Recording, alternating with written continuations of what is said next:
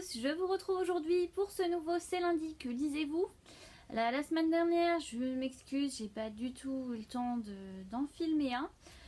Donc je me rattrape aujourd'hui, j'ai pas mal de choses à vous montrer. On va tout de suite commencer. Donc pour mes lectures terminées, j'étais donc en vacances et j'ai lu Métamorphose de Samantha Bailey, donc c'est aux éditions Brajlon, et j'ai franchement adoré.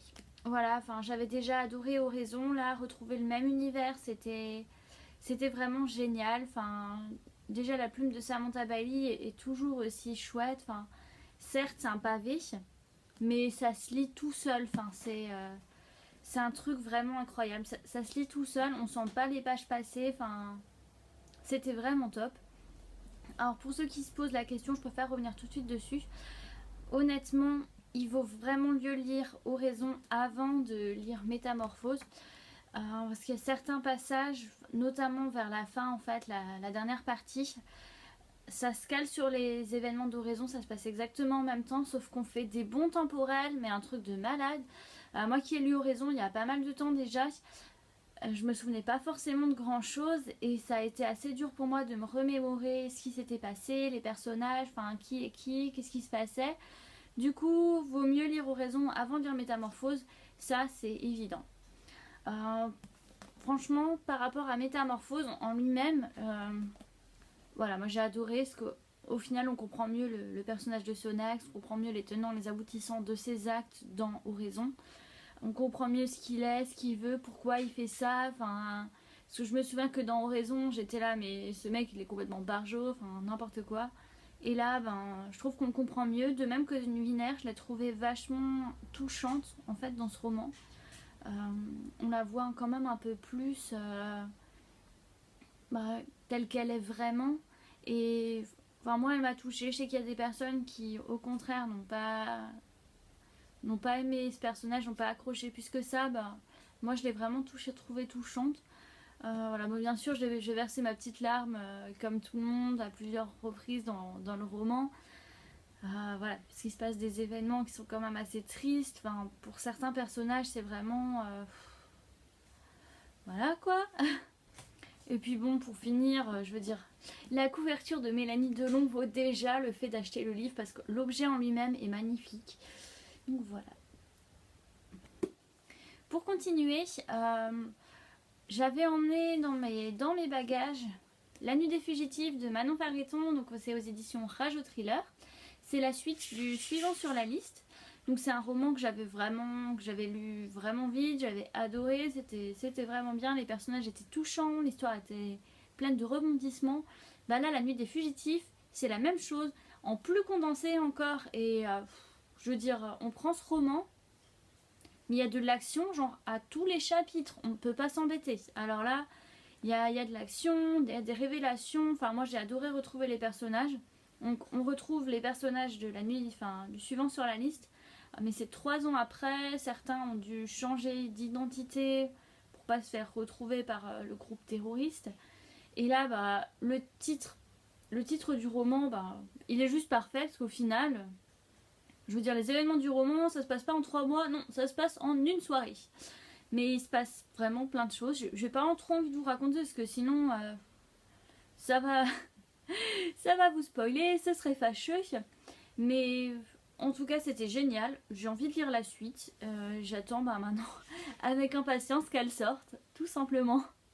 Puis pour ceux qui se posent la question, sachez que les événements du suivant sur la liste sont quand même un peu rappelés au début du tome, lorsqu'on retrouve les personnages.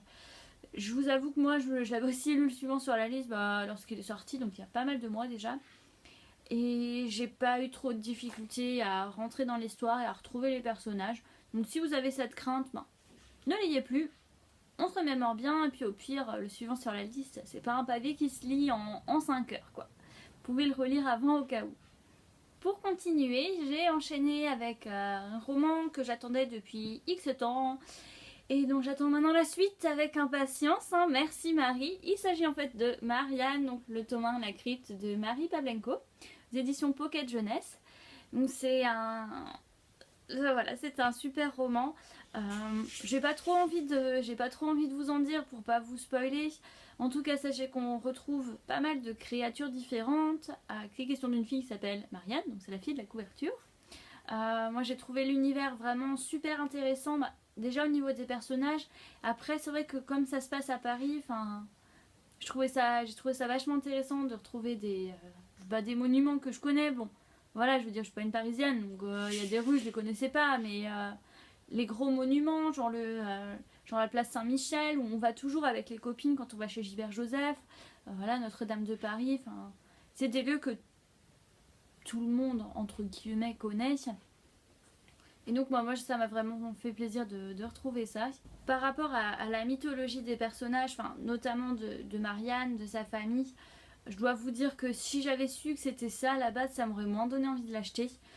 Mais au final c'est travaillé d'une certaine façon qui fait que moi j'ai apprécié quand même.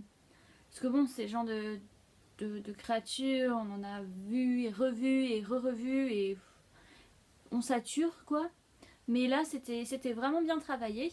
Ensuite la plume de Marie, je veux dire, elle est toujours aussi piquante, mordante, il y a toujours le même sens de l'humour.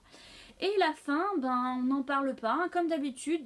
Je vais me répéter, mais c'est du Marie, donc ne vous attendez pas, ne vous étonnez pas si c'est une fin genre bon, il y a limite 36 morts, on sait pas s'ils sont morts ou pas, vous attendez la suite. Bon, c'est pas ça du tout, hein, mais c'est une image, donc là il se passe plein de choses à la fin et des révélations et on a envie de savoir la suite et on ne l'a pas. Donc j'espère qu'elle sortira quand même rapidement. Au niveau de Marianne, c'est un personnage que j'ai vraiment apprécié. Bon, par moments, faut se l'accorder, elle est quand même un peu... je veux pas dire qu'elle est beubeu, mais... Voilà, il y a des moments où je vais dire Fillette, mais t'es vraiment trop naïve. Sa copine Ashley, je l'ai trouvée très intéressante. Maintenant, j'attends de voir si on va quand même avoir sa personnalité plus en profondeur dans la suite, parce que là, je trouve qu'on fait qu'effleurer sa personnalité et je suis sûre qu'Ashley, ça peut devenir un personnage vraiment, vraiment bien. Bon, il y a 2-3 petits éléments de l'histoire. Forcément, on s'en doute un petit peu, mais je suis vraiment contente parce que même s'il y a certaines choses dont je me doutais, là, les événements qui se passent juste après, c'est des choses auxquelles on ne s'attend pas du tout, qu'on ne voit pas venir, et du coup ça compense ce qu'on voyait déjà venir. Donc moi je suis très contente, c'était un super roman, donc si vous voulez retrouver l'écriture de Marie, foncez sans hésiter, c'était vraiment chouette. Et j'attends la suite, donc Marie, j'espère que tu la sortiras bientôt. Merci. Concernant mes lectures en cours, je profite du fait qu'il y a Trolls et légendes le week-end prochain pour enfin lire ce roman que j'ai dans ma palle depuis 2 mois à peu près. Et non, j'entends du bien depuis très longtemps et je vais normalement voir l'auteur la semaine prochaine si elle y est. Il me semble que oui, mais je suis plus sûre, donc il faudra me le confirmer. Il s'agit des Outrepasseurs, le tome 1, Les héritiers de Cindy Van Wilder. Donc j'ai déjà lu une 60aine de pages. Je trouve ça assez intéressant pour l'instant. Je peux pas trop vous en dire parce qu'au final j'ai pas lu grand chose. Mais la mythologie, la société secrète a l'air vachement intéressante. Je me pose pas mal de questions. Donc j'ai hâte de lire la suite et de vous en reparler plus profondément. Pour mes lectures à venir, je peux d'ores et déjà vous annoncer que ma lecture prochaine prévue est Porcelaine de Estelle Faye aux éditions Les Moutons Électriques. C'est un roman que j'ai emprunté à la médiathèque parce que j'ai vu qu'il l'avait. C'est un roman qui me tente bien. Comme je sais qu'il y a Estelle Faye aussi à Trolls et légendes et aux Imaginales, je voulais lire La Voix des Oracles. Au final, je lirai d'abord Porcelaine. C'est aussi un roman que j'envisageais de m'acheter. Donc le fait de le lire avant me permettra de voir si ça vaut vraiment le coup, si je peux craquer, si j'ai besoin de l'avoir dans ma bibliothèque ou non. Donc je vous en reparlerai prochainement.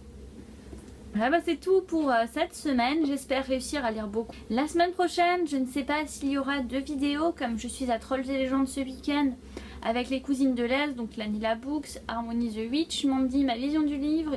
Il y aura aussi Melquette. Et on verra aussi Hélène Petite Elfe. Voilà, je vous garantis pas qu'il y ait une vidéo parce que je pars le vendredi, je reviens le lundi.